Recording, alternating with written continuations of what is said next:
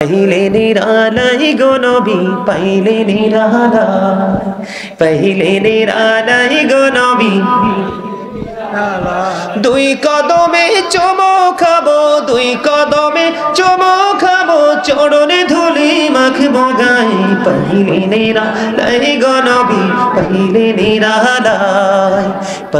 निरालाई गो नबी এই দিকটা সবসময় অ্যাক্টিভ এই দিকটা সবসময় দুর্বল বুঝতেছি না ডান দিকটা সবসময় বরকতের হয় সুবহানাল্লাহ বলেন না আমি যখন জিকির করছি ফলো করছি এই দিকটা সব অ্যাক্টিভ আরে ভাই আপনাদেরকে সামনে আসতে বললাম না এদেরকে উঠাও এদেরকে উঠাও ওরা পুরো জায়গা দখল করে রাখছে ওদেরকে বাড়ি পাঠাও এই বাড়ি যাও তাবারুকে সময় সুযোগ আসো সামনের দিকে আসো আসেন সবাই সামনের দিকে আসেন আমার আল্লাহ আল্লাহ আল্লাহ লা ইলাহা ইল্লাহু আল্লাহ আল্লাহ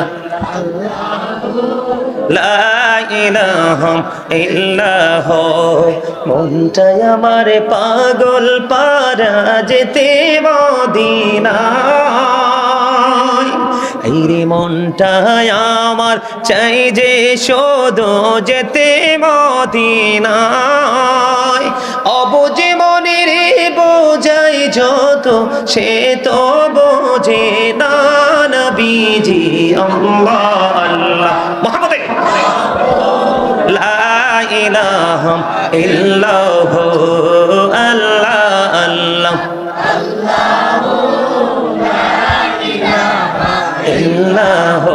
গাড়ের গহনা জরে দিদারে আপনার হায়রে দয়া করে দিয়ে দেখা হাবিবি দু জাহান নবীজি আল্লাহ আল্লাহ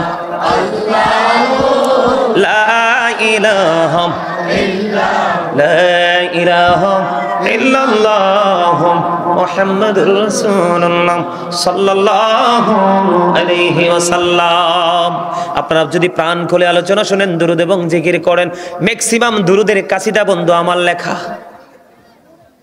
আলহামদুলিল্লাহ বলেন না আর জোরে বন্ধুরি আমার হৃদয় খুলে শোনো গো দুই ভাই ঈদের আগের দিন যেটা বলতে চেয়েছিলাম আলী সারাদিন ঘুরলো কোনো ইনকামের ব্যবস্থা হলো না ঘরে ফিরে আসলো বাচ্চাগুলো ক্ষুধার্ত কেমন করে বাচ্চাদের খিদা মিটাবে রে এবার মা খাতুয়ে জান্নাতের প্রিয় একটা চাদর ছিল কি প্রিয় সুন্দর একটা চাদর ছিল রে ও বন্ধু সুন্দর চাদরখানা মা ফাতেমা তার স্বামীকে এত বেশি ভালোবাসতেন হযরতে আলীকে এত বেশি ভালোবাসতো গো চাদরখানা তুলে দিলেন স্বামীর হাতে স্বামী গো এটা নিয়ে যান বিক্রি করে যা পাবেন তা দিয়ে একটু খাবার জোগাড় করে নিয়ে আসেন বাচ্চাগুলোকে খালি রাখা যাবে না ও বন্ধু হযরতে আলীর চাদরটা কিনে নিলেন একজন ইহুদি কিনে নেওয়ার পরে একজন বেঈমান কিনে নেওয়ার পরে ও বন্ধু বিবির কাছে দিল বিবির কাছে দেওয়ার পরে বিবি তার আলমারিতে যত্ন করে রাখলো কেন রে এত মায়া লাগে তো সুন্দর কেন লাগে রে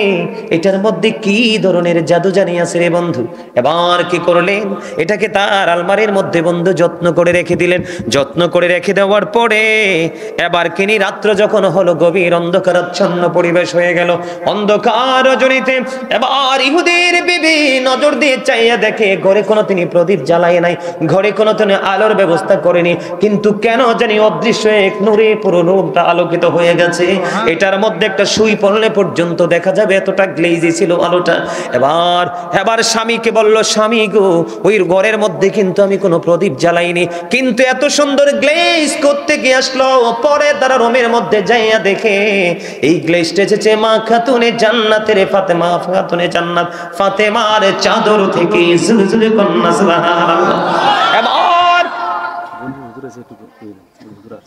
সম্মানিত উপস্থিতি আজকে আমাদের যিনি ওই যে এই যে না উনি না আয়াজ আহমেদ হ্যাঁ জুবাইর সিদ্দিক আল কোরাইশি পীর সাহেব কেবলা জনপুরি ভারত তিনি এসেছেন আমাদের মাঝে আমি আলোচনাটা মোটামুটি একটু গোছালেই উনি আসবে তাই না উনি রুমে অবস্থান করতেছে তো ওনাকে বলেন রিল্যাক্সে থাকতে আমি একটু আলোচনাটা গোছাই বন্ধুরি আমার পীর সাহেব কেবলা চলে এসেছে আর টেনশন আসেনি আরো জোরে বলেন আমার কথাটা বন্ধু একটু মন দিয়ে শুনেন এখন কিন্তু নবীর পরিবার তো থাক দূরের কথা নবী সম্পর্কে মানুষের মন্দ চিন্তা কথা বলেন না কেন? ছোট ছোট চিন্তা, ইজ্জত সম্মান দেওয়ার মতো চিন্তা নাই বন্ধু। এবার ইহুদির বিবি প্রশ্ন করলো, স্বামী গো, তুমি চাদর কোত্থেকে খরিদ করেছো?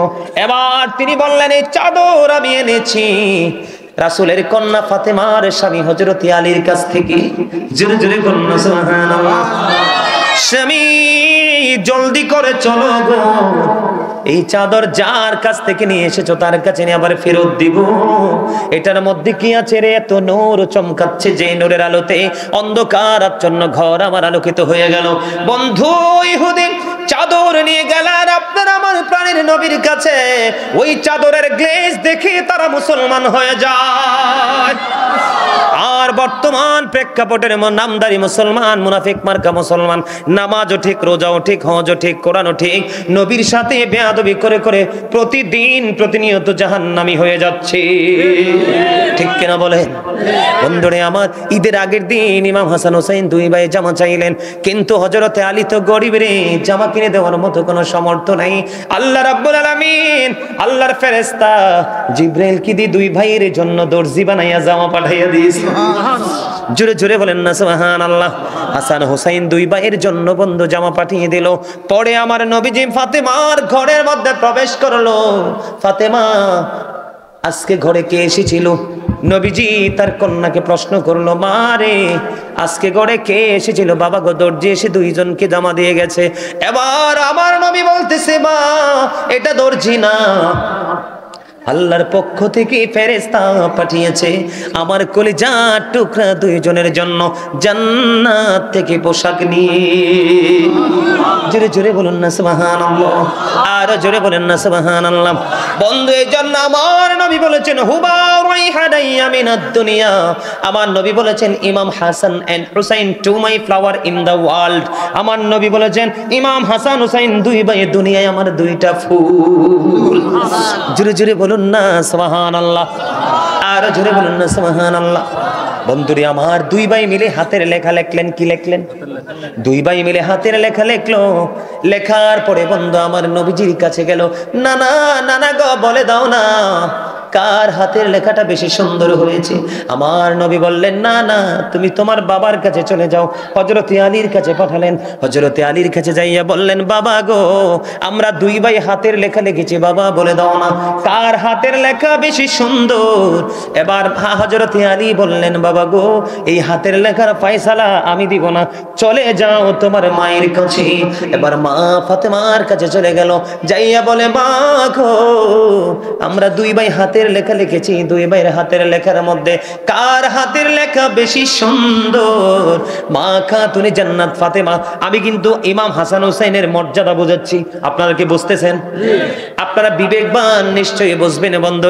এই এই এই ফিলার বরাবর দুইজন, ব্যাপার কি? আমি কি বলছি তোমাদেরকে মাহফিলে আসার জন্য? আমি বলছি? আমি তো কাউকে বলি নাই মাহফিলে আসেন, বলছি একবার। কারণ পেটে যখন খিদা লাগবে, বাজার তো আপনিই করতে যাবেন। নিজের জীবন জীবিকার তাগিদে আপনিই তো ইনকামের জন্য বের হবে। আমি কেন রাখতে হবে? আমি কেন আপনাকে ইনভাইট করব? আপনাকে কি আল্লাহ বিবেক দেয়নি? হিন্দু, খ্রিস্টান, বুদ্ধ, ইহুদি, নাসারা, যেটা তাদের ধর্মটাকে ক্রিয়েট করেছেন শয়তান। কে? কথা বলেন। বিধর্মীদের ধর্মের স্রষ্টা কে? শয়তান। সেই ধর্মের উৎসব যখন তারা করে, দেখবেন তাদের জায়গা থেকে কতটা আদবের সাথে করে। অথচ আল্লাহ বলেছেন, ওয়াইদাত লিল কাফিরিন, আল্লাহ তাদের জন্য জাহান্নাম বরাদ্দ করে রেখেছে। আর আমাদেরকে আল্লাহ গুড নিউজ দিয়েছেন, ওয়াইদাত লিল মুত্তাকিন, আল্লাহ মুত্তাকিনদের জন্য জান্নাত বরাদ্দ করে রেখেছেন। আমরা জান্নাতের খবর পাওয়ার পরেও আমরা আমাদের ধর্মের প্রতি শ্রদ্ধাশীল নই। ধর্মের যিনি আঁকা ছিলেন তাদের প্রতি আমরা কি নাই? শ্রদ্ধাশীল নই। আমরা কোন দিক দিয়ে মুসলমান দাবি করব? কোন দিক দিয়ে? আজকে আপনাদের সবার উচিত ছিল ঘরে যেই জামাটা সবচেয়ে বেশি সুন্দর, সেই সুন্দর পাঞ্জাবিটা পরা।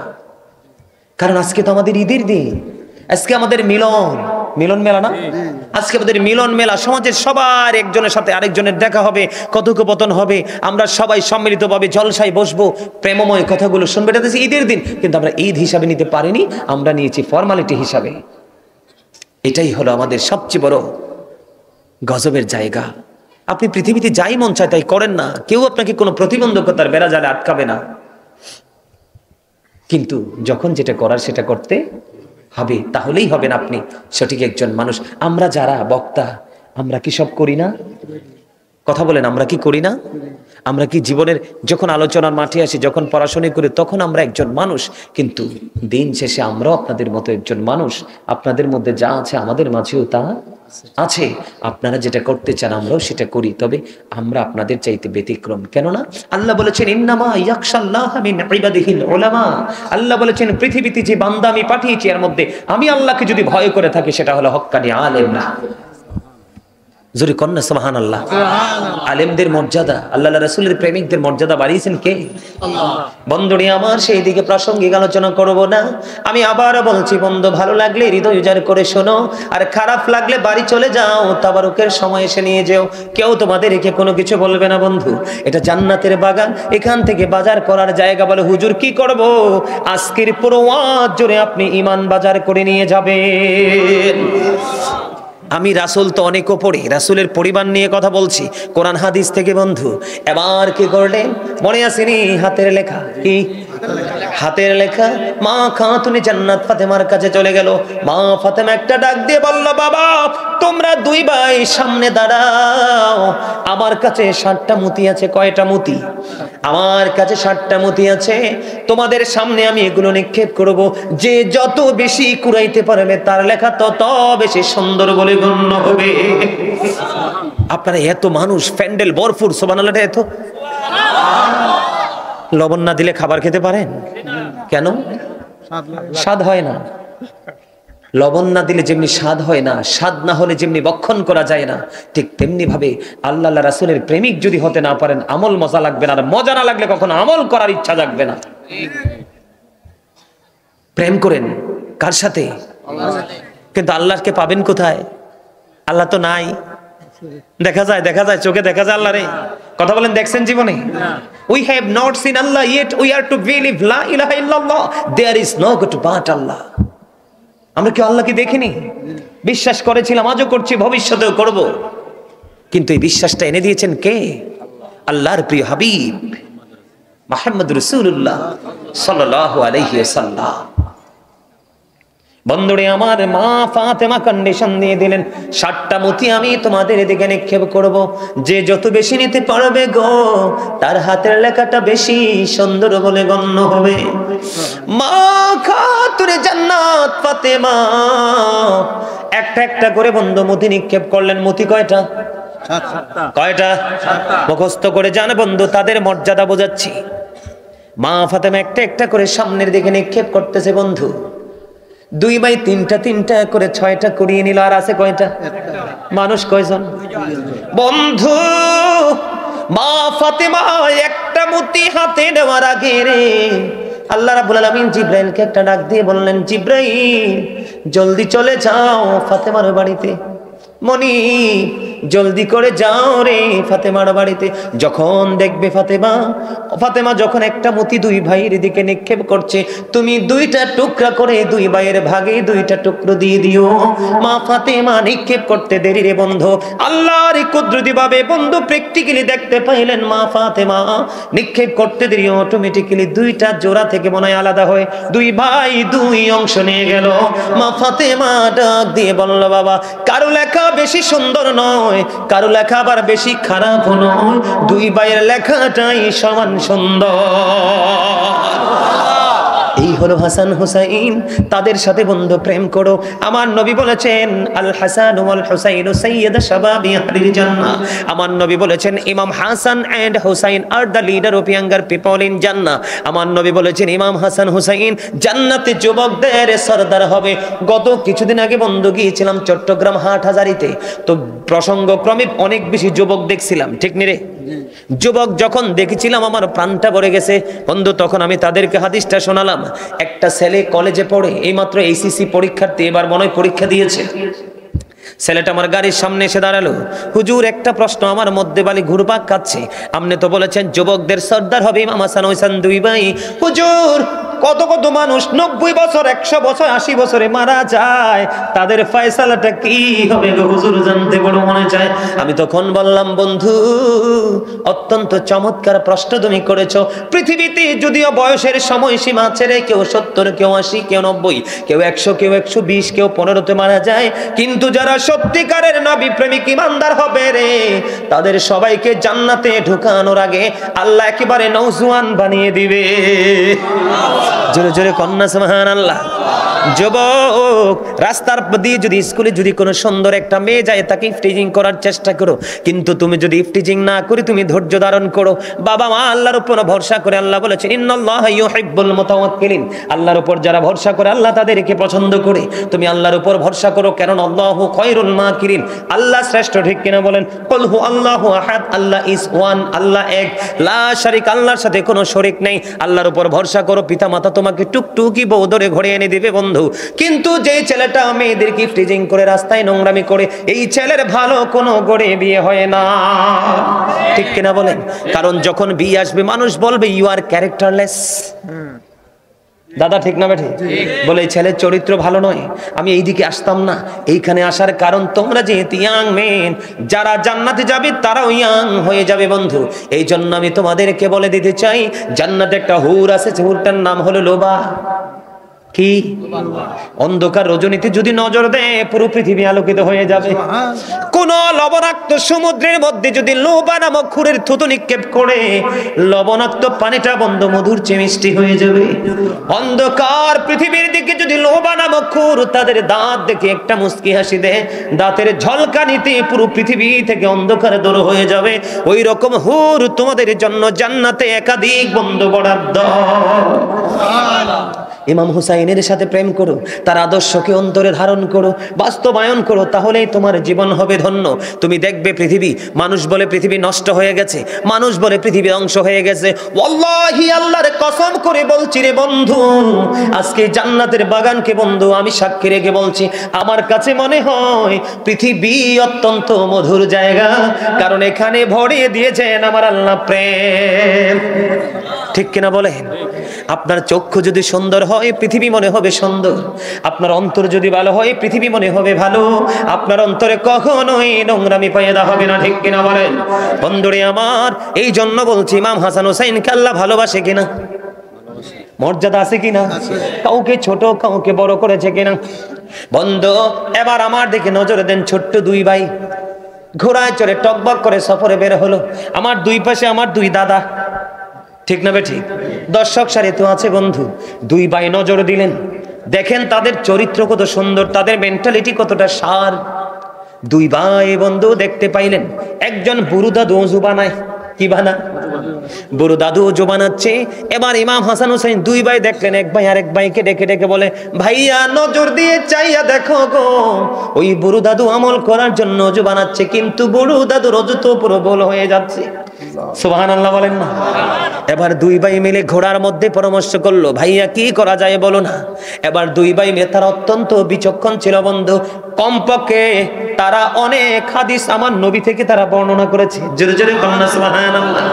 বন্ধুরে আমার, এবার বললেন ভাইয়া কি করা যায়? চলো দুই ভাই মিলে নামি, আজকে বুড়ো দাদুকে কৌশলে আমরা ওযু শিখিয়ে দেব। এবার বন্ধু কি করলেন, বুড়ো দাদুর কাছে গেলেন, ডেকে ডেকে বললেন, দাদুকে সালাম দিলেন, ভালো মন্দ জিজ্ঞেস করলেন। জিজ্ঞেস করার পরে দাদুকে বললেন, দাদু আমরা দুই ভাই মিলে ওযু বানাবো, তুমি ফয়সালা দিবে কার ওযু বেশি সুন্দর। এবার নামলেন বন্ধু, দুই ভাই মিলে ওযু করলেন। ওযু করার পরে এবার দাদুকে জিজ্ঞেস করলো, দাদুকে বলে দাও না কার ওযুটা বেশি সুন্দর হয়েছে। এবার ইমাম হাসান হুসাইন দুই ভাই যখন ওযু বানালো, এবার ওই বুড়ো দাদু ডেকে ডেকে বলল, দাদু গো কে গো তোমরা, এত মিষ্টি তোমাদের চেহারা। কারণ ইমাম হুসাইনের চেহারা তার বডি আমার নবীর সাথে সাদৃশ্যপূর্ণ। এত সুন্দর কেন গো? তোমাদেরকে কেনই বা আমার কাছে এতটা মায়া লাগছে, এতটা সুন্দর লাগে? আর কেমন করিবে এত সুন্দর করে ওযু করেছো? তোমরা ছোট মানুষ কে গো, তোমাদেরকে ওযু শিখিয়ে দিয়েছি। এবার ওই ইমাম হাসান হুসাইন দুই ভাই বলে, আমরা পৃথিবীর কোনো সাধারণ মানুষ নই, আমরা হলাম আপনার নবী, আপনার কলিজার টুকরা মুহাম্মদ রাসূলুল্লাহ, আল্লাহর প্রিয় হাবিব, হাবিবুল্লাহর কলিজার টুকরা দুই নাতি। আমাদের ওযু শিখিয়েছে এসেছে স্বয়ং আমার নবী। বন্ধুরে আমার, এই জন্য বলেছি ইমাম হুসাইন তো একটা নাম নয়, এটা হলো কুল কিনারাহীন এক মহাসমুদ্র।